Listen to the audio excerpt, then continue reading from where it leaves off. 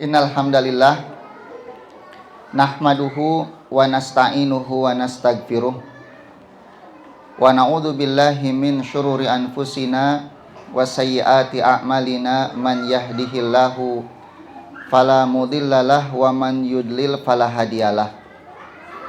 Asyhadu an la ilaha illallah wahdahu la syarikalah wa asyhadu anna Muhammadan abduhu wa rasuluh.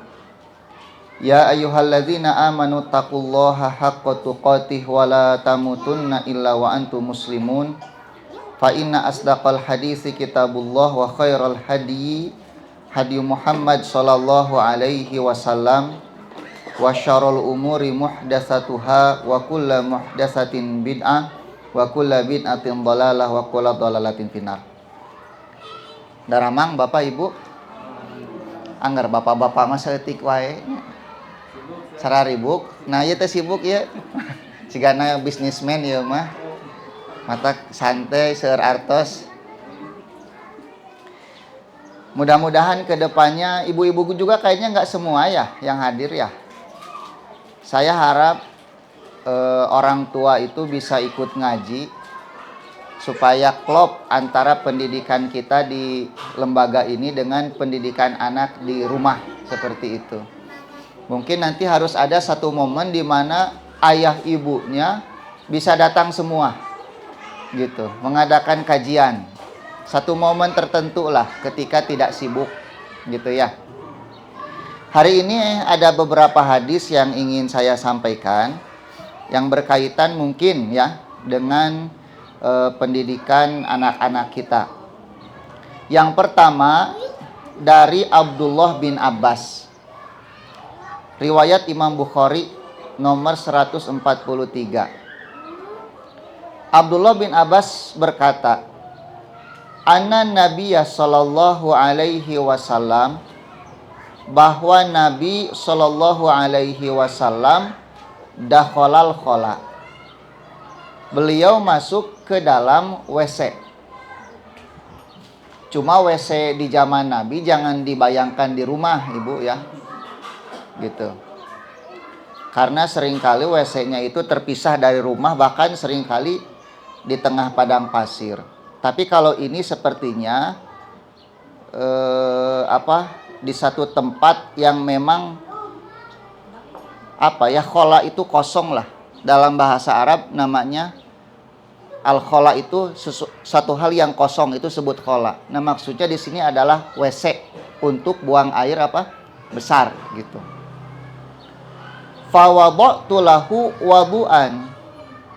Kemudian aku meletakkan air untuk wudu.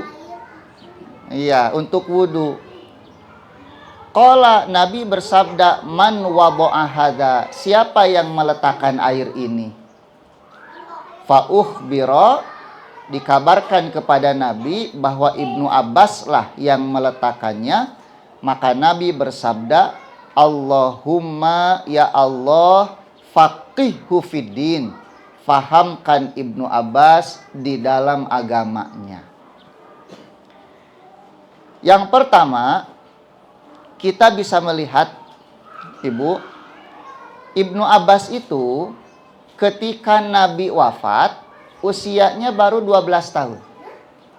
Artinya masih kecil, belum mencapai usia baligh. Karena usia baligh dalam Islam itu berapa tahun untuk laki-laki? 3 tahun. Orok atau eta mah. Ya, dalam Islam usia baligh itu 15 tahun untuk laki-laki dan haid untuk perempuan. Tidak ada remaja dalam Islam itu. Jadi fase usia dalam Islam itu anak-anak baligh. Kalau kita kan seringkali mengatakan anak-anak, remaja, kemudian baligh. Dalam Islam enggak ada remaja itu. Hanya anak-anak dan baligh saja. Nah, ini kesalahan konsep pendidikan kita itu. Ada yang disebut dengan remaja itu keliru itu. Enggak ada. Remaja itu seringkali identik secara fisik badag tapi otaknya blow on gitu. Ibu tahu Al-Fatih? Membebaskan Konstantinopel itu di usia 21 tahun. Zaid bin Harisah itu memimpin perang melawan kerajaan Romawi di usia 18 tahun. Diurang 18 tahun nuju naon ibu? Main kaleci, langlayangan, video game. Kenapa? Karena ada sistem pendidikan yang salah. Seorang yang sudah balik masih dianggap di bawah umur. Makanya usia 15 tahun sudah memperkosa, itu di penjara. Dianggap di bawah apa? Maknya 15 tahun di bawah umur. Maknya di bawah umur sudah bisa memperkosa. Nah, oleh sebab itu Bapak Ibu, di usia 15 tahun untuk anak-anak, 9 tahun untuk perempuan itu harus diperlakukan seperti orang dewasa. Gitu. Dia harus paham. Di usia 15 tahun, di usia haid itu, semua pahala kebaikan untuk dirinya dan dosanya pun ditanggung oleh sendiri. Harus dididik seperti itu. Jangan sampai fisiknya sudah besar, tetapi akalnya, otaknya masih diperlakukan seperti anak apa? Anak kecil. Gak benar itu. Makanya gak ada konsep remaja di dalam Islam, itu gak ada. Ya, hanya ada anak-anak dan orang dewasa. Makanya orang-orang orientalis zaman sekarang mencibir Nabi. Masa Nabi menikahi wanita 9 tahun katanya. Jangan disamakan 9 tahun zaman dulu, zaman Nabi dengan zaman sekarang. 9 tahun di zaman Nabi itu sudah dewasanya betul-betul matang gitu. 9 tahun di zaman kita seperti anak-anak karena salah dalam mengasuh kita. Ibu, di Depok itu ada satu pesantren namanya At-Taqwa. Siapa pembinanya? Al-Ustadz Dr. Adian Husaini. Ibu tahu, usia SMA mereka sudah bisa menulis karya-karya ilmiah seperti anak kuliah. Bahkan dipresentasikan sampai di Malaysia tulisan-tulisan mereka itu. Itu anak SMA loh. Tapi tulisannya seperti orang-orang kuliah. Dan dibukukan karya tulisnya itu. Saya baca itu seperti anak kuliah. Padahal usianya SMA. Kenapa? Karena di sana anak SMP itu sudah diperlakukan dewasa. Sejak usia SMP, buku-buku mereka itu buku-buku orang dewasa, kitab-kitab para ulama besar. Makanya hasilnya bisa kita lihat gitu. Nah, oleh sebab itu usia remaja di dalam Islam itu sebetulnya usia dewasa itu.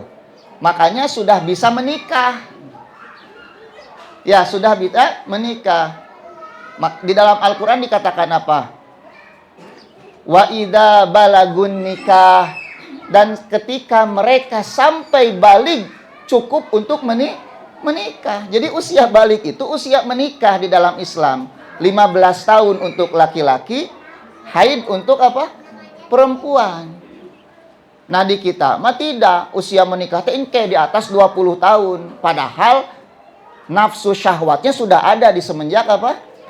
Nah, cuma karena itu tidak diiringi dengan pola pendidikan yang benar. Akhirnya usia sudah haid tapi kelakuan masih seperti anak kecil gitu ya. Sudah 15 tahun main keneh video game gitu. Tidak lagi membebaskan Al-Quds gitu tuh di Palestina. Usia-usia seperti itu. Padahal di zaman Nabi 18 tahun itu sudah berusaha berjuang melawan kerajaan Romawi. Al-Fatih sudah membebaskan Konstantinopel. Nah, gitu ya. Nah, di sini Ibnu Abbas wafat Nabi itu di usia 12 tahun. Berarti belum dewasa. Ketika Nabi hidup, berarti masih kecil sekali. Tapi Ibu lihat, ketika Nabi keluar dari WC, tahu-tahu sudah ada air di situ di depan. Itu menunjukkan apa, Ibu? Budak alit ini menunjukkan apa itu? Sampai Nabi bertanya, siapa yang meletakkan air ini di sini, kata Nabi. Teu diparentah tapi ujug-ujug aya. Itu inisiatif itu. Hideng cek bahasa Sunda nama. Di usia sekecil itu Ibnu Abbas sudah punya inisiatif. Tak kira-kira faktornya apa supaya kita bisa melahirkan anak-anak nu inisiatif siga kitu bahkan di usianya yang belum baligh. Dalam Islam itu ada usia tamyiz. Usia berapa usia tamyiz itu, Ibu? Usia 7 tahun. Usia 7 tahun dulu di zaman Nabi, mereka sudah bisa bermuamalah. Bermuamalah. Lamun balanja, teu ditipu. Kalau dia punya uang 10.000, beli 5.000, dia tahu kembaliannya harus 5.000. Ketika dia membeli sesuatu, dia tahu apa yang harus dibeli, apa yang tidak boleh dibeli. Dia bisa membedakan mana yang benar, mana yang eta teh usia 7 tahun, ibu kuduna nu kitu teh. Cing, budak orang usia 7 tahun siga kumaha. Kita lambat di dalam mendidik anak-anak kita itu. Boboloneun wae 7 tahun teh. Makanya Nabi menyuruh mereka sholat di usia berapa? 7 tahun. Itu namanya usia tamyiz yang seperti itu teh. Di bawah 7 tahun itu belum boleh dia bermuamalah sebetulnya. Jual beli gak boleh. Nah di sekolah ini ada market day itu sebetulnya hanya untuk melatih saja kedewasaan di dalam bermuamalah ini. Gitu. Nah, Ibnu Abbas sudah punya inisiatif di usia yang begitu kecil. Dia suka melihat Nabi, kalau Nabi itu keluar dari WC pasti wudu. Maka dia punya inisiatif simpen we cai didinya. Artinya Ibu, inisiatif anak itu salah satu faktor terbesarnya itu orang tuanya gitu. Sejauh mana orang tuanya bisa memberi teladan kepada anak-anak itu sehingga muncul inisiatif dalam dirinya dalam hal-hal yang baik tentunya. Lamun kolotna tidak bisa memberi contoh, tidak bisa memberi teladan, nyebudak nage siga kitu. Makanya anak kita itu cerminan diri kita. Melihat rumah pabalatak dah hare-hare ibu mah tuh. Hoream teh alasan capek. Wajar kalau anak-anak pun melihat rumah pabalatak teh cicing wae, tidak punya inisiatif. Nabi itu Ibu orang yang selalu memberikan apa? Teladan. Melakukan sesuatu apa yang dia ucapkan. Bahkan sebelum diucapkan itu sudah memberi contoh terlebih dahulu itu Nabi. Makanya para sahabatna oge hideng gitu. Ketika melihat Nabi mah tara seueur carios. Teu siga urang omong doang gitu. Nabi itu nggak banyak bicara. Nabi itu kalau ada kebaikan, beliau yang pertama kali melakukan inisiatif untuk kebaikan-kebaikan. Makanya menjadi teladan buat sahabat-sahabatnya itu. Sampai anak sekecil Ibnu Abbas saja, dia tahu apa yang harus dilakukan dalam kebaikan itu. Ketika Nabi mengatakan bahwa iman itu 70 cabang lebih. Paling handap, naon Ibu? Iman yang paling bawah itu apa? Menghilangkan apa? Duri dari eta teh Nabi cuma memberitahu atau memberi dorongan buat kita supaya inisiatif. Sok, Ibu lamun ninggali paku di jalan sok kumaha? Hare-hare. Lamun ninggali batu di tengah jalan misalnya, lagi naik motor. Ninggali runtah misalnya di tengah jalan. Atau popoean tatangga lagrag misalnya. Sok, ku Ibu sok dikumahakeun eta. Bari jeung kolor belel teh kitu tah. Sok. Popoean tetanggana teh. Sok dicanakeun tara ku Ibu. Sok. Nya kedah kitu, sok sanajan barolong oge. Ya. Inisiatif Ibu. Supaya apa? Jadi teladan bagi anak-anak kita. Ketika anak kita melihat sampah di rumah, mereka tahu ini teh harus dibuang ke tempatnya gitu. Ketika dia melihat adiknya sudah main pabalatak, oh dia harus merapihkannya. Da ieu masih ada nu ngarapihkeun. Nah, jangan sampai seperti itu. Ieu masih ada nu ngabalatak, jangan sampai seperti itu. Ya, tidak mesti kan, apalagi adiknya masih bayi belum ngerti. Harusnya kakaknya yang sudah tahu bahwa ini tugas dia untuk apa? Tah itu sulit membangun inisiatif itu.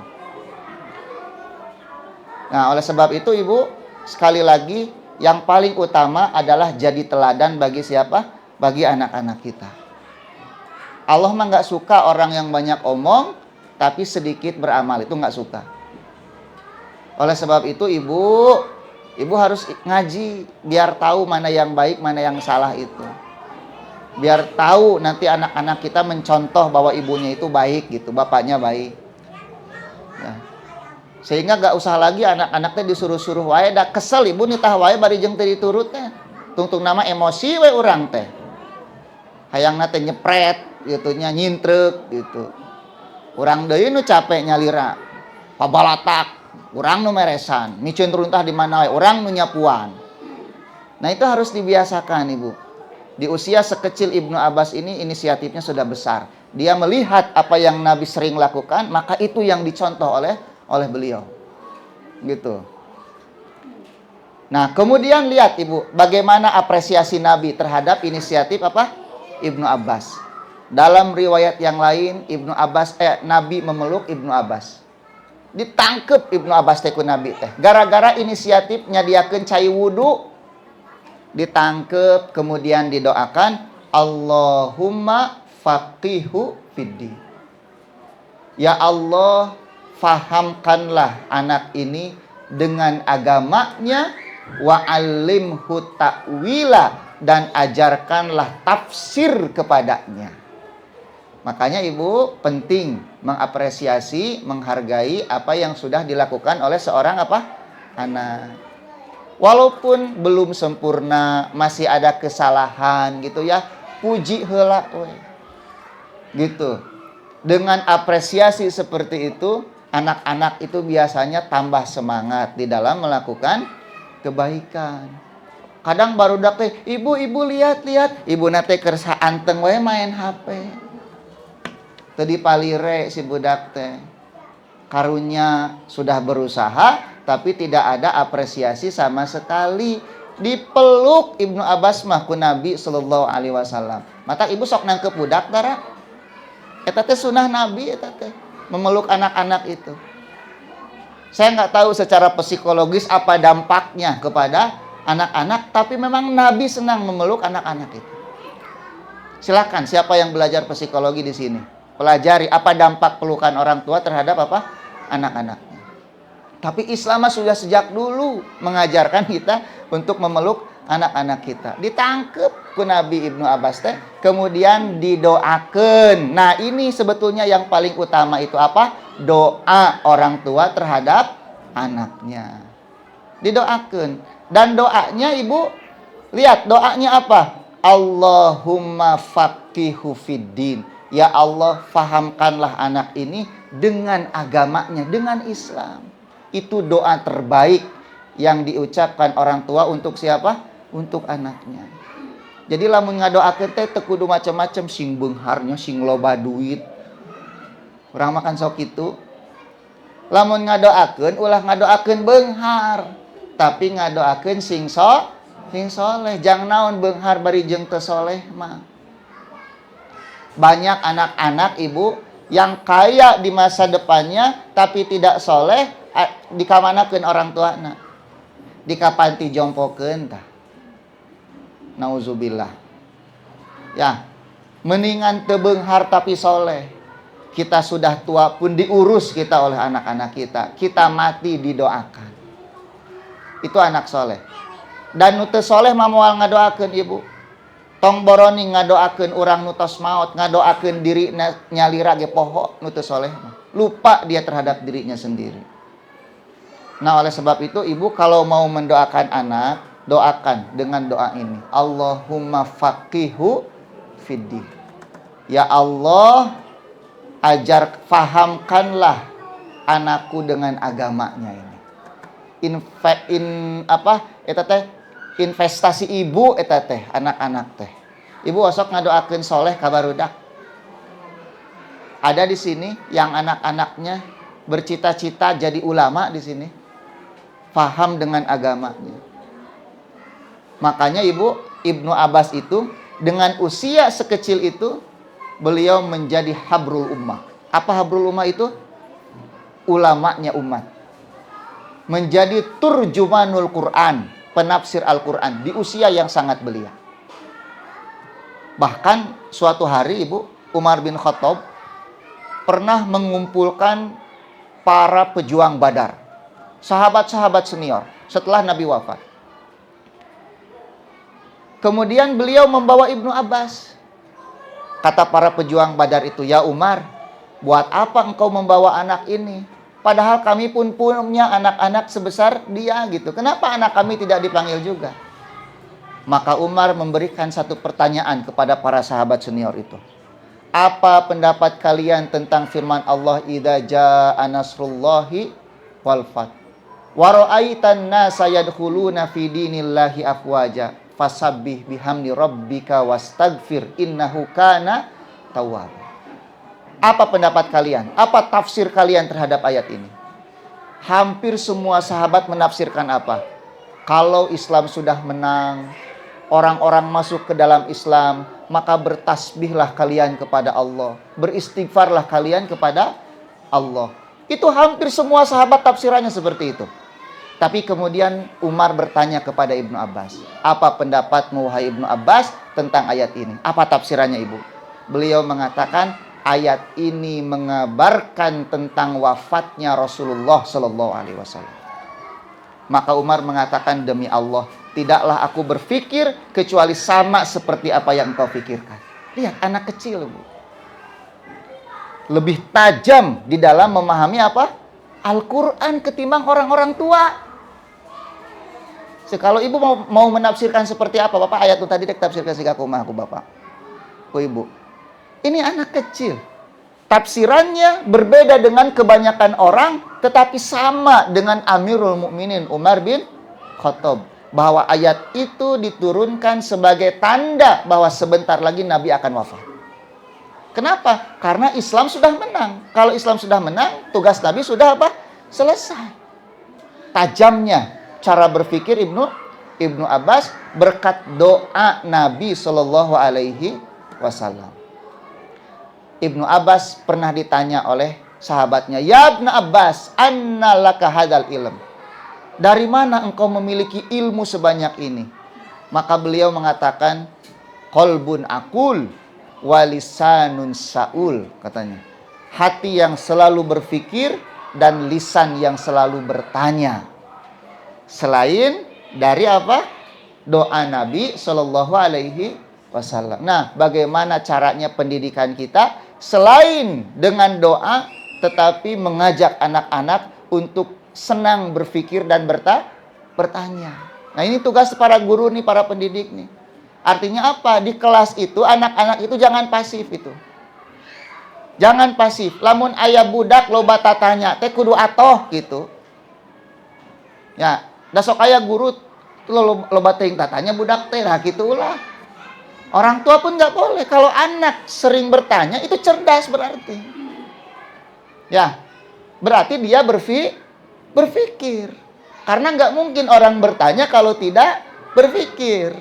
Dan biasanya orang berpikir itu kelihatan gitu. Berarti dia menangkap ada permasalahan gitu. Nah, kayak abi beres kajiannya, iya saya nu bade naros gitu ditaros. Lamun ibu teh naros berarti kumaha mikir henteu ieu teh ngaos. Ya.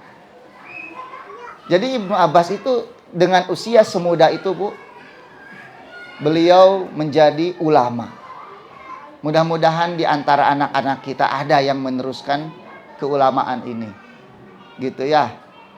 Jangan khawatir dengan urusan-urusan dunia, Bu. Lihat, Nabi tidak memintakan harta untuk Ibnu Abbas. Ini menunjukkan bahwa ilmu lebih mulia daripada apa?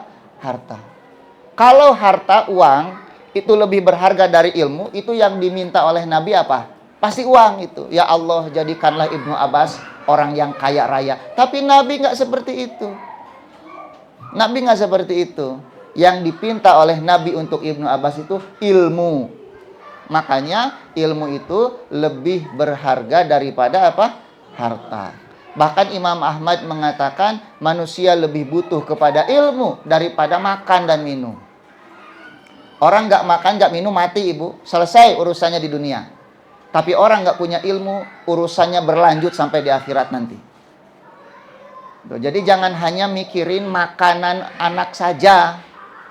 Jangan hanya mikirin urusan materi anak, tapi pikirkan urusan agamanya gitu. Makanya Nabi memintakan apa? Faqihu fiddin. Kenapa? Urusan dunia mah sudah diatur oleh Allah, Ibu. Gak usah khawatir. Semuanya sudah ada takarannya. Gak akan hilang rezeki kita itu kecuali kita sudah mati, baru habis rezeki kita. Ciri orang yang kehabisan rezeki apa, Ibu? Mati. Gitu ya. Selama ibu hidup, bapak hidup, rezekinya pasti ada gitu. Jangan, orang itu suka stres mikirin rezeki. Padahal rezeki mah sudah diatur. Tapi surga belum diatur. Dalam artian belum ada yang dijamin masuk surga di antara kita. Pernah stres mikirin surga, Ibu? Kacanya. Ibu tengah hulang gitu. Kunon Ibu stres ya mikiran surga, abdi. Pasti stres mikiran duit, sok. Ya, mata tong di pikiran ngarah teh stres. Ya, tong di pikiran artos mah. Kita itu seringkali masuk ke dalam ranah-ranah yang sebetulnya itu urusan Allah itu. Tapi milu di pikiran ke orang, nyanya stres satu ibu. Ya, jadi jangan hanya fokus kepada urusan-urusan dunia anak kita. Itu mah sudah diatur oleh Allah Subhanahu wa taala. Mereka pasti punya rezekinya. Ya, pasti punya rezekinya. Dan mereka pasti bisa sekolah. Insya Allah nepikeun ka kuliah. Yang sekarang fokus kita itu bagaimana agama mereka. Ini yang paling penting ini. Ibu, kemarin ada berita di YouTube, anak SMP perempuan berhubungan suami istri dengan anak SMA di kelas ditonton ku babaturanana. 8 orang barijeng di kamera dan tidak ada rasa bersalah. Bahkan yang nontonnya pun biasa saja seperti ini. Ibu bayangkan itu. Bagaimana hancurnya dunia pendidikan kita sekarang ini. Kenapa? Karena dunia pendidikan kita lebih berorientasi mencetak manusia-manusia yang bisa kerja. Gitu. Kumaha carana ngarah bisa jadi pegawai, jadi PNS. Itu dunia pendidikan kita. Lantaran kamari menteri pendidikannya tukang bisnis gitu. Tukang bisnis dijieun menteri pendidikan. Kacau pendidikan kita itu. Hidupnya seperti binatang. Orang kafir kan hidupnya cuma buat makan, Ibu. Apa sifat orang kafir dalam Quran? Surat Muhammad ayat 12. Walladzina kafaru yatamatta'un wa ya'kuluna kama ta'kulul an'am wa naru maswallahum. Orang-orang kafir itu kerjaannya senang-senang dan mereka makan seperti makannya binatang apa? Ternak. Kalau sekolah kita hanya menciptakan manusia-manusia yang cari makan, monyetnya bisa cari makan mah. Tujuan pendidikan nasional itu, kalau ibu baca undang-undang Sisdiknas itu apa? Menciptakan manusia yang beriman, bertakwa, dan berakhlak apa? Mulia. Itu tujuan pendidikan kita. Nah sekarang universitas kita itu meluluskan apa? Yang penting IPK-nya 4. 3, sekian. Walaupun tara sholat, teu bisa baca Quran, ngalawan ka dosen, tidak berbakti kepada orang tua, lulus. Naon IPK-na. Saya nanti kalau punya sekolah tinggi, anu lulus teh anu akhlakna baik, nu adabna baik. Walaupun IPK-na 4, lamun teu boga akhlak moal rek diluluskeun. Itu tidak sesuai dengan undang-undang apa? Sisdiknas di kita mah. Kacau, tadu kata ayeuna Menteri Agama nu ayeuna mudah-mudahan lebih ahli. Nu kamari mah kacau, hancur. Lihat bagaimana aborsi yang terjadi di anak-anak SMP, perzinahan. Budak SD wae bobogohan atau ayeuna mah. Ibu makan kapungkur di adeh-adeh ge ngambuknya. Aduh jeung kabogo si Asep dah si Asep kan gitu baheula. Mudag urang teh lamun di poyokan teh. Ayeuna mah barudak teh ngobrolna bobogohan, Ibu, anak SD Ngeri anak SD teh ayeuna mah. Ngobrolna teh sudah laki-laki dan perempuan gitu. Nah, oleh sebab itu Ibu fokus terhadap apa? Agama anak-anak kita. Kita harus jadi apa? Teladan. Nah, cuma kalau kitanya nggak ngaji, bagaimana mau jadi teladan buat anak-anak gitu ya? Kitanya juga harus tahu, harus ngerti, harus ngaji kitanya. Biar paham bagaimana cara mendidik anak. Jadi jangan hanya memikirkan urusan materi bagi anak-anak kita. Lihat, Nabi mendoakan Ibnu Abbas dalam urusan agamanya, bukan urusan materinya, tetapi dalam urusan agama. Nah, Bu, satu hadis. Sampai jam berapa kita kajian teh? 10:30 ya? Sekarang sholat Jumat jam 11:30. 11:30 sekarang teh. Lebih 4 menit. Bisi kabablasan ke. Ibu-ibu mah teh Jumatan. Nah, bapak-bapak ya nu riweuh ke. Hadis yang berikutnya. Hadis riwayat Imam Tirmizi ini. 2516. Masih dari Ibnu Abbas. Nabi Shallallahu Alaihi Wasallam pernah berkata kepada Ibnu Abbas. Ketika itu Ibnu Abbas sedang dibonceng Ibu. Nah makanya Ibu ini kesempatan Bapak ya, lamun ngabonceng anak na motor, dina mobil teh, itu pakai untuk menasehati anak-anak itu. Kadang-kadang dalam kondisi-kondisi seperti itu nasihat-nasihat kita teh masuk kepada mereka. Gitu ya, lagi ngabonceng teh. Ngobrol jeung barudak teh gitu. Nah, ketika itu Ibnu Abbas dibonceng oleh Nabi Shallallahu Alaihi Wasallam. Maka Nabi berkata, "Ya gulam," kata Nabi, "wahai anak kecil, inni u'allimuka kalimat. Aku akan mengajarkan kepadamu beberapa kalimat. Apa yang pertama? Ihfadzillah yahfadka. Jagalah Allah, maka Allah akan menjagamu." Kira-kira menjaga Allah itu bagaimana, Ibu? Jagalah Allah, maka Allah akan menjagamu. Apa maksudnya? Menjaga Allah itu jagalah syariat-syariat Allah.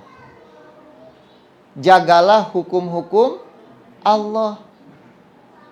Jangan melanggar larangan-larangan Allah. Artinya apa? Jaga sholat 5 waktu. Ya, nanti kalau bulan Ramadan datang, berpuasalah di bulan Ramadan. Kalau kamu punya harta lebih, jangan lupa untuk mengeluarkan infak, zakat, sodako. Ada kelebihan harta, naik haji atau umroh. Bantu fakir miskin. Kade ulah tigebrus kanu maksiat. Ya, jangan durhaka kepada orang tua. Jangan durhaka kepada guru. Jangan suka mabuk, berjudi, memakan harta haram. Hati-hati dengan makanan-makanan yang kamu makan itu. Pilih yang halal dan baik. Jauhi hal-hal yang diharamkan. Artinya jagalah Allah, jagalah perintah-perintah Allah. Jangan engkau melanggar larangan-larangan Allah. Ketika engkau seperti itu, maka Allah akan senantiasa menjagamu. Lihat Ibu, bagaimana Nabi mengarahkan ketawakalan seorang Ibnu Abbas hanya kepada siapa? Kepada Allah. Jadi anak-anak kita teh, Ibu, selain diajarkan bagaimana mereka menjalani hidup, tanamkan bahwa tawakal mereka, harap mereka, takut mereka hanya untuk siapa? Allah. Mata tong loba disingsieunan ku juri, budak teh nu kara itu, kade sekare. Bisi aya juri cenah di luar mah. Buru lebat ka bumi, bisi aya sandekala. Nah, gitu kan kita. Ibu usum keneh sandekala ayeuna.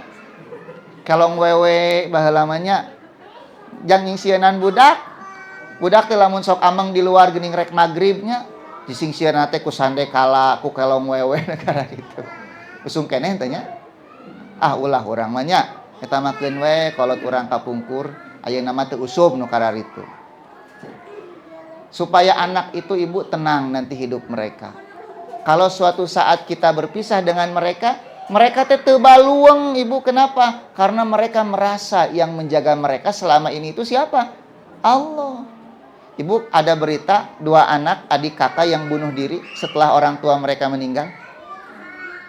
Loncat dari atas ini gedung karena merasa kehilangan pegangan ketika orang tuanya nggak ada itu.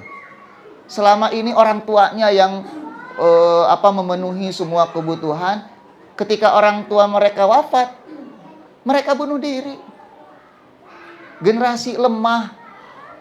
Kenapa? Karena mereka tidak ditanamkan keyakinan bahwa bagaimanapun kondisi kehidupan kita itu, tawakal kita hanya kepada siapa? Kepada Allah. Kalau tawakal sudah beres kepada Allah, tenang Ibu, beres kehidupan kita itu.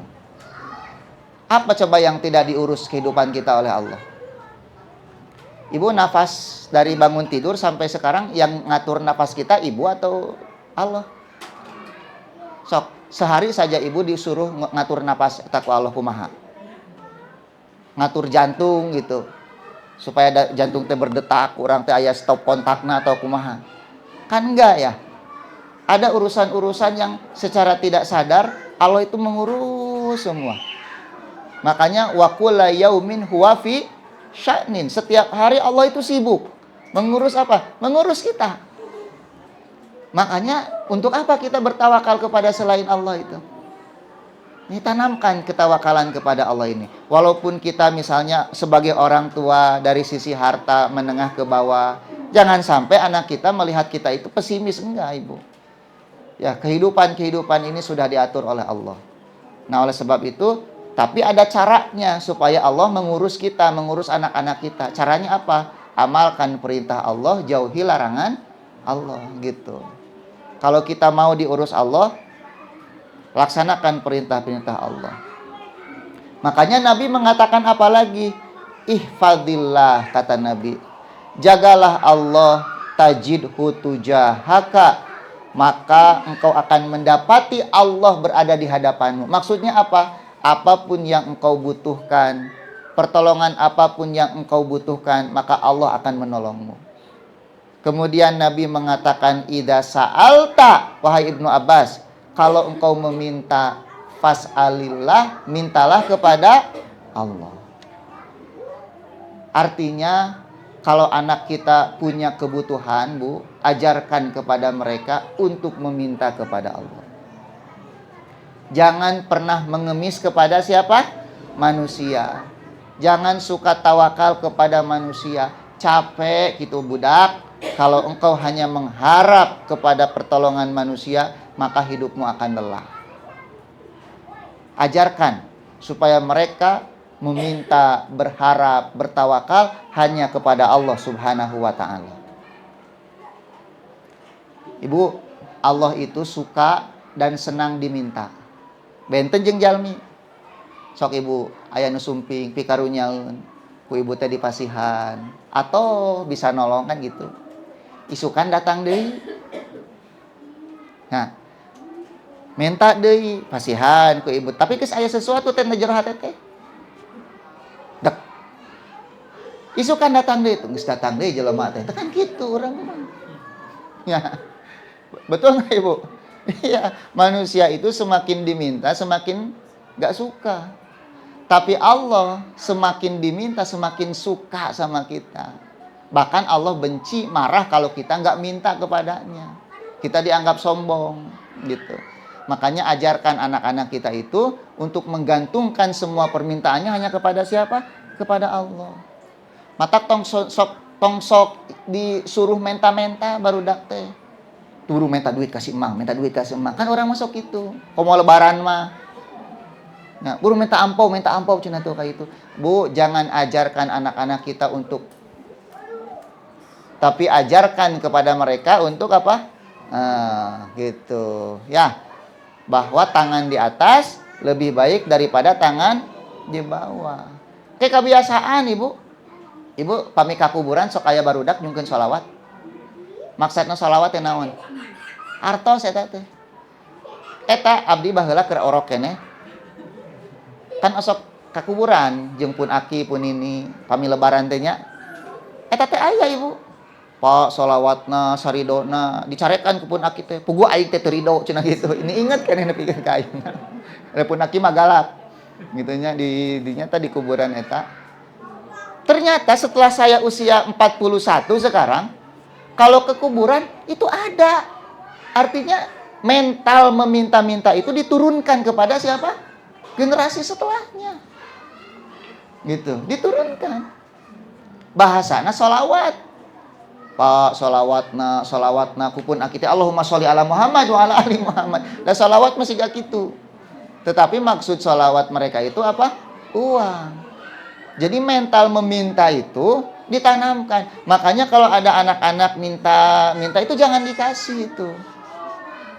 Pertama itu bukan tugas mereka mencari uang itu. Tugas siapa? Tugas orang tuanya. Dengan kita memberi itu melestarikan mental meminta-minta gitu. Ya, kecuali kalau memang kita tahu nih ada satu keluarga misalnya sedang kelaparan, tidak bisa ini, kemudian datang dan meminjam atau meminta, kita beri dalam kondisi butuh. Tapi kalau meminta sudah jadi pekerjaan, haram hukumnya, itu nggak boleh. Sampai Nabi Shallallahu Alaihi Wasallam mengatakan apa? Nanti orang yang suka meminta-minta itu pada hari kiamat, di akhirat tidak ada sedikit pun daging di wajahnya, kata Nabi. Malu dia kepada Allah. Makanya hukum asal meminta-minta itu apa? Haram dalam Islam. Islam mengajarkan apa? Bekerja. Gitu. Nah, kalau mau minta ada tempatnya siapa? Allah Subhanahu wa taala. Makanya ajarkan kepada anak-anak kita, wa idza sa'alta fas'al lillah. Kalau engkau meminta, minta kepada Allah. Wa idza sta'anta, kalau engkau meminta pertolongan, fasta'in billah, maka minta pertolonganlah kepada Allah. Jadi ibu, ieu teh nuju ngajarkeun naon salaresna Nabi kepada Ibnu Abbas teh? Sebetulnya intinya sedang mengajarkan apa, Ibu? Sedang mengajarkan tauhid ini teh. Ya, sedang mengajarkan tauhid, bahwa semua yang terjadi dalam kehidupan ini itu tidak akan terjadi kecuali dengan izin Allah. Apapun yang kita butuhkan, Allah yang memenuhi. Kita butuh pertolongan, hanya Allah yang bisa menolong kita. Nanti pertolongannya lewat siapa saja. Jadi ketika ada orang yang menolong kita, sebetulnya yang menolong kita itu siapa? Allah, gitu. Hakikatnya Allah. Cuma pertolongan Allah itu turun melalui orang ini, turun melalui orang itu. Makanya kita disuruh berterima kasih. Kalau nggak berterima kasih, tidak bersyukur kepada Allah. Karena yang mendatangkan orang itu siapa? Allah, gitu. Ya. Jadi kalau ibu membantu orang, sebetulnya yang membantu orang itu ibu atau Allah? Allah.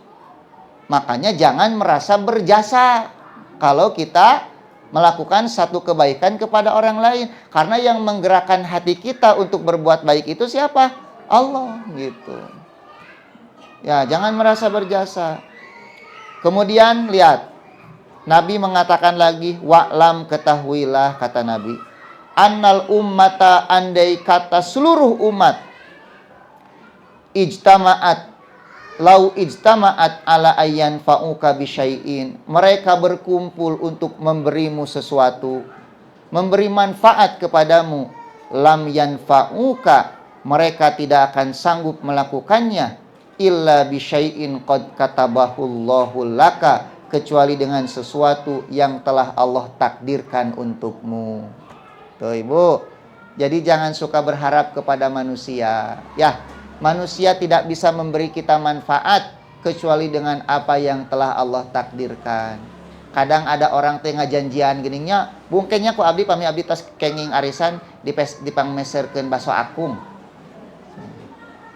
Menang weh Bu arisan, ditungguan teh mana korek neraktir teu wae tuh. Nya, Ibu pernah siga kitu? Ibu nu ngajanjian atau nu dijanjian? Tah nu ngajanjian kudu dibayar eta baso akung teh. Dosa yang dijanjian harap maklum bahwa manfaat itu, baso akung itu gak akan pernah sampai ke mulut kita kalau tidak diizinkan oleh Allah. Ya, jadi tawakalnya hanya kepada Allah. Kemudian Nabi mengatakan apa? Walau ijtama'u ala an yadurruka. Kalau mereka berkumpul bersepakat untuk memudorotkan kamu bisyai'in dengan sesuatu, lam yadurruka, tidak akan mereka sanggup melakukannya illa bisyai'in qad katabahullahu alaik, kecuali dengan sesuatu yang telah Allah takdirkan. Jadi nggak ada orang yang bisa mencelakakan kita kecuali dengan izin siapa? Allah. Makanya ibu, orang yang percaya dengan takdir Allah hidupnya tenang. Mual rudet, tidak akan banyak persoalan. Kenapa? Semuanya sudah ditetapkan oleh Allah Subhanahu wa Ta'ala. Apa yang menjadi takdir kita pasti kita dapatkan. Apa yang bukan milik kita pasti tidak akan kita dapatkan. Selesai. Kehidupan seorang muslim itu segampang itu sebetulnya. Ya, makanya ibu jangan terlalu stres mikirin masa depan anak gitu ya. Boleh direncanakan, tapi tidak perlu sampai stres. Kadang-kadang aduh ya kumahanya budak engke kuliah, padahal budak nanti SD kene. Kuliahna acan, stresna nya gitu. Ya, silakan saja ibu untuk berusaha, untuk berpikir, untuk merencanakan, tapi tidak perlu khawatir dengan urusan-urusan masa depan, karena masa depan itu belum tentu menjadi milik kita, gitu ya. Makanya ciri wali Allah itu apa? La khaufun alaihim walahum yahzanun. Mereka tidak merasa takut dengan masa depan yang belum terjadi dan tidak sedih dengan masa lalu yang pernah terjadi. Suka ada orang yang suka menyesali masa lalu, gak usah disesali. Taubati saja, perbaiki diri. Masa lalu mah ciga kaca spion, ibu, lamun orang nyupiran motor ninggali kaca spion teh kapan sakapeung we sakali-kali gitunya. Ngarah salamet gitu bisi cilaka. Ulah nyupiran tapi nempona kaca spion terus, atuh nabrak meureun ibu teh. Pongko nyupiran motor tapi kieu we kanu kaca spion. Nya tabrakan. Nah, jadi masa lalu mah pieun teungeun cek orang Sunda mah. Hanya untuk apa? Melihat saja sesekali. Nah, masa depan belum tentu jadi milik kita. Itu urusan Allah, masih gaib. Jadi tidak perlu banyak difikirkan, apalagi sampai resah. Kalau kita masih resah, takut dengan masa depan, can jadi wali orang teh. Gitu ya, can jadi wali. Da wali Allah mah la khaufun alaihim walahum yahzanun. Yang pasti anak-anak kita pertama sudah dijamin kehidupannya oleh Allah. Tugas kita hanya mendidik mereka dari sekarang, membekali mereka. Kalau mereka menghadapi kehidupan harus seperti ini. Makanya ibu sampaikan ini hadis ini kepada anak-anak ya. Tak apa saja tadi, menjaga aturan Allah. Kalau mau meminta, minta kepada Allah. Mohon pertolongan kepada Allah. Kemudian ingatkan kepada mereka, tidak ada yang bisa memberi manfaat, tidak ada yang bisa memberi mudarat kecuali dengan izin Allah Subhanahu wa Ta'ala. Nah, dalam riwayat yang lain ada tambahannya seperti ini. Tambahannya itu ta'aruf ilallahi firraha ya'rifka fisyiddah. Mendekatlah engkau kepada Allah ketika engkau lapang, kata Nabi. Maka Allah akan mengenalimu, menolongmu ketika engkau sulit. Tah gitu bu, ya. Supaya anak kita nanti kalau sudah sukses tidak lupa kepada Allah Subhanahu wa Ta'ala. Banyak orang-orang yang ketika sempit hidupnya, susah hidupnya, dekat ke Allah teh. Tahajudna oge unggal peuting ibu. Teu kalewat. Keur loba hutang mah tahajud teh meuni rajin. Da pas lunas tahajudna oge milu lunas ibu.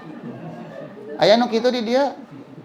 Gitu. Nah, antara tahajud deui da geus lunas hutangna oge. Jadi tahajud teh keur mayar hutang. Gitu. Nah, ini penghinaan ini terhadap syariat ini. Dikiranya salat itu hanya sebatas mayar hutang. Nah, kata Nabi, kalau engkau dalam keadaan lapang, hidupmu sedang dimudahkan oleh Allah, sok terus dekat kepada Allah supaya nanti ketika hidupmu jatuh ke bawah, dah hirup mah teu anger. Seperti roda berputar, kadang di atas, kadang di bawah. Ustaz cenah abdi mah dihandap wae, teh rodana keur kempes eta teh. Kudu dikompah heula, gitu nya. Kompak ku keimanan, ku ilmu gitu. Ngarang ke naik ka luhur gitu tah. Nah itu ketika di atas itu gak akan selamanya di atas. Itu pasti akan ke bawah lagi. Makanya dalam kondisi susah, dalam kondisi mudah, kita harus selalu dekat kepada Allah Subhanahu wa Ta'ala, gitu ya. Kemudian kata Nabi, wa'lam anna fis sabri alamat takroh khairan kasiro. Ketahuilah bahwa wahai anakku, sesungguhnya di dalam kesabaran itu ada kebaikan yang sangat banyak. Gitu. Wa anna nasra ma'as sabri, dan kemenangan itu bersama kesabaran. Semakin sabar, semakin kita ditolong oleh Allah Subhanahu wa Ta'ala. Makanya Allah berfirman, wasta'inu bisabri wassalah. Wa anal faraja ma'al karbi, dan sesungguhnya jalan keluar dari kesulitan itu ketika kesulitan itu sudah mulai pada puncaknya. Ibu ingat, kalau ibu merasa sulit dan kesulitan itu sudah berada pada puncaknya, itu tanda jalan keluar semakin dekat. Itu kata Nabi seperti itu. Seperti malam hari, semakin malam semakin gelap, itu tanda fajar akan menyingsing datang. Nah, maka Nabi mengatakan wa annal faraja ma'al karbi. Sabar, sabar. Jangan berputus asa kalau kita sedang ditimpa musibah. Kenapa? Semakin sulit, semakin dekat jalan keluar. Wa anna ma'al usri yusra. Dan dalam kesulitan itu ada kemudahan. Bahkan kemudahannya lebih dari satu. Makanya kalimat sulit itu ada alif lamnya. Kalimat mudah tidak ada alif lam. Kenapa? Dalam kesulitan yang sama itu terdapat banyak kemudahan. Gitu. Ibu jalan teh nanjak teh kan siga kieu nanjak. Ari muduna di mana? Jalan nanjak muduna di mana? Kan nanjak teh ti luhur ka ti handap ka luhur. Muduna di mana? Kapan di dia keneh? Tinggal balik deui we ibu mudun. Betul tidak? Nah, kemudahan dan kesulitan itu seperti itu. Jadi dalam kesulitan-kesulitan yang kita hadapi itu kemudahannya di situ-situ juga. Cuma ada orang yang bisa melihat kemudahan itu, ada orang yang memang nggak bisa melihat. Kenapa? Tersabar. Makanya kenapa kita diperintahkan sabar dalam sulit? Karena orang yang sabar itu pikirannya lebih terbuka, lebih mudah untuk mencari apa? Solusi. Beda jeung anu teu sabar. Sok ibu kalau sedang ada masalah, ambek-ambekan. Itu ketika ngambek, itu seperti tidak ada jalan keluar. Kenapa? Karena akal kita tertutup oleh hawa nafsu kita. Tapi orang yang kalem gitu. Makanya untuk menghadapi satu kesulitan, orang bisa beda-beda reaksinya. Setiap orang kan punya kesulitan, punya masalah. Saya yakin orang-orang di sini punya masalah semua. Dari mana? Dari wajah-wajahnya ini. Kelihatan gitu wajah bermasalah. Tapi ada yang kalem dalam menghadapi masalah itu, ada yang panik, betul enggak? Masalah nama sebenarnya dengan 20%. Sesakna udah 80% apa? Sikap kita di dalam menghadapi masalah itu. Kan sikap gitu sebenarnya mah. Nah, hanya ieu mah masalahna teh sarua jeung urang, tapi kelihatannya teh santai gitu ya, selalu tersenyum, selalu bahagia, tapi urang mah mumet, rudet, baut gitu. Ah, disitulah pentingnya kita sabar. Pentingnya kita belajar, pentingnya ilmu. Nah, Ibu, inilah yang disampaikan oleh Nabi kepada siapa tadi? Kepada Ibnu Abbas yang masih kecil. Ibu lihat bagaimana nasihat seorang Nabi kepada anak kecil sangat serius sekali. Lamun orang makan didugikan kakolot, ya teh. Ya, ku ustad disampaikan kepada orang. Dulu mah Nabi menyampaikan nasihat ini kepada anak kecil. Makanya jangan heran kalau para sahabat itu di usia yang masih sangat belia, mereka sudah dewasa gitu. Karena nasihatnya oge nasihat anu serius. Gitu ya. Da orang mah nasihat ka budak teh aduh ciga kumaha we budak teh dianggap bolon wae gitu. Jarang menyampaikan nasihat-nasihat seperti ini kepada anak-anak. Makanya anak-anak kita itu lambat dewasanya. Sampai harus ada fase remaja teh gitu. Oh, ari bobogohan diantepkeun, ari rek diajak kawin diulah-ulah, belum cukup umur. Akhirnya hamil duluan gitu ya, di luar nikah. Itulah salah dalam mendidik kita itu, anak-anak kita itu. Makanya anak-anak itu nasihati dengan serius sebagaimana Nabi menasihati Ibnu Abbas yang masih kecil dengan nasihat yang serius seperti ini untuk menanamkan ketauhidan kepada mereka. Wallahu a'lam bishawab. Aya patarosan jelas hiji dua pertanyaan mah enggak?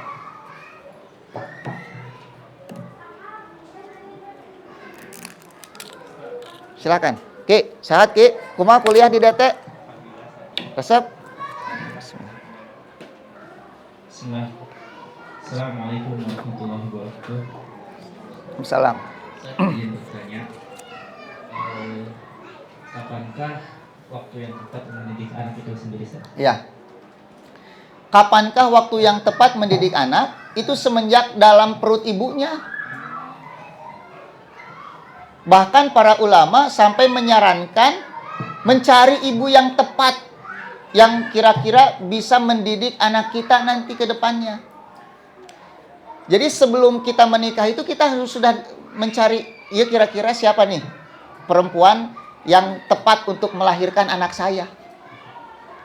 Dan seorang ibu pun harus sudah punya rencana, calon ibu, ini kira-kira laki-laki yang mana yang tepat untuk menjadi ayah anak. Sampai seperti itu. Ayahnya Salahuddin Al-Ayyubi itu siapa? Namanya saya lupa. Nuruddin Zangki. Nuruddin Zangki itu ditanya oleh adiknya, kenapa engkau belum menikah saja? Dia berkata, aku ingin menikah dengan seorang wanita yang bisa melahirkan anak yang akan membebaskan Al-Quds, Yerusalem, dari orang-orang Nasrani. Itu cita-citanya. Kemudian suatu hari dia sedang berbincang dengan gurunya di masjid. Ketika berbincang dengan gurunya, ada seorang wanita dari balik hijab. Dia ingin ngobrol dengan gurunya itu. Ngobrol saja. Obrolannya terdengar oleh Nuruddin Zangki ini. Si syekh itu bertanya kepada wanita, kenapa engkau menolak pinangan laki-laki itu, katanya. Kata si wanita, dia tidak cocok untukku. Aku ingin seorang laki-laki yang dari laki-laki itu aku melahirkan seorang anak yang bisa membebaskan Yerusalem. Terdengar oleh siapa? Oleh Nuruddin Zangki. Nah, bercocok cina ieu mah. Kemudian Nuruddin Zangki berkata, Syekh, nikahkan aku dengan wanita itu. Maka menikahlah, lahirlah Salahuddin Al-Ayyubi yang membebaskan Yerusalem dari kungkungan para tentara salib. Artinya apa? Pendidikan anak itu memang harus sudah direncanakan dari sebelum menikah. Pilih pasangan yang terbaik untuk hidup kita. Nah, kira-kira pasangan ibu sudah yang terbaik atau kaduhung? Yang kaduhung jeung nu ieu cenah gitu. Nah, gak usah kaduhung, masih ada waktu untuk memperbaiki. Kemudian mengandung, itu semenjak dari janin itu dia sudah bisa apa? Mendengar. Gitu ya, kalau orang-orang Yahudi itu, orang-orang Yahudi, ketika perempuan itu hamil, mereka sengaja mengerjakan matematika itu. Terus mengerjakan matematika. Untuk melatih apa? Melatih anak-anaknya. Jadi logika orang Yahudi itu sudah dididik oleh ibunya semenjak di mana? Dalam perut. Si ibunya banyak berpikir, banyak mengerjakan soal-soal matematik. Mata orang Yahudi mah palinter. Ngan pinter, nah kebelinger. Gitu. Nah, kita lagi hamil ngapain? Nonton drakor gitu. Ngabaso, nyeblak. Mata anak-anak keluar teh bararing di mana? Dibere tugas matematika lieur. Nanya ka indungna, sarua teu bisa indungna oge. Gitu ya. Nah, di orang mah gitu beda. Kenapa IQ orang Indonesia ibu apa rata-rata berapa? IQ-nya 78. IQ orangnya 78 mayoritas ibu. Ya, 78. Mata Fufu Fafa wae bisa jadi wakil presiden. Ini orang mah. Ya, Fufu Fafa gitu. Nah, mata ibu oke, antum can nikahnya. Cari siapa yang mau nikah sama antum. Ini ibu, ini santri atas dik ini.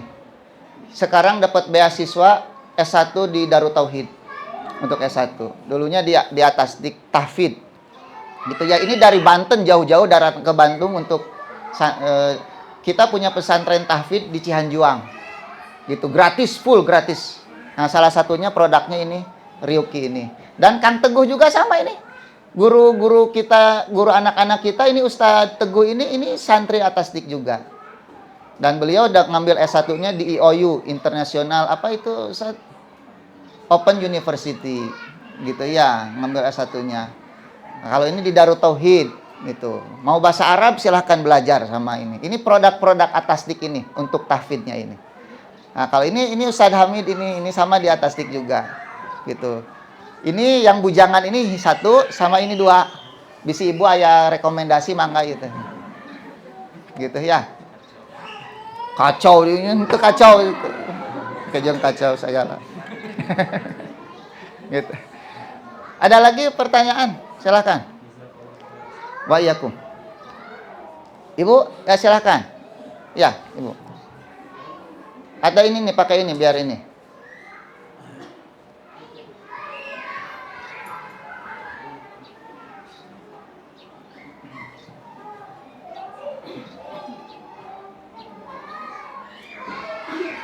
Kok mati itunya? Bismillah. Ya. Assalamualaikum warahmatullahi wabarakatuh. Waalaikumsalam warahmatullahi wabarakatuh. Afwan izin bertanya Ustaz, kalau misalkan mau bersilaturahmi ke rumah orang tua, Iya.